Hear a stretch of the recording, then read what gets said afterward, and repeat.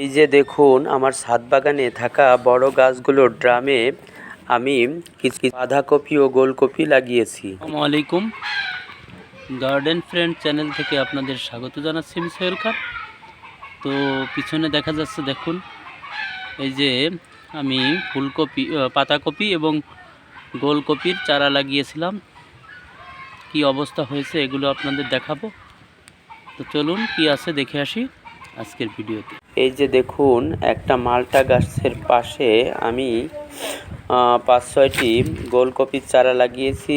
এই যে গোলকপির গোটা এসেছে, দেখতে কত সুন্দর লাগছে দেখুন।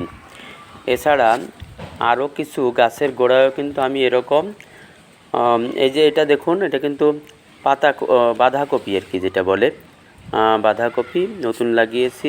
এটাও কিন্তু গোলকপির চারা, একই সময় লাগানো, গাছগুলো প্রায় সমান। মাটিগুলোর সাথে জৈব সার আছে, তাই গাছগুলো হয়তো খুব তাড়াতাড়ি বেড়ে উঠবে। আমি এর আগে এগুলো ছাদে লাগাইনি, এই বছরই চিন্তা করছি যে ভালো লাগবে। এই যে পাতাকপিটা দেখুন কি সুন্দর দেখা যাচ্ছে। তো ছাদ বাগানের এরূপ ভিডিও ভালো লাগলে আমার চ্যানেলটি সাবস্ক্রাইব করতে ভুলবেন না। ধন্যবাদ সবাইকে।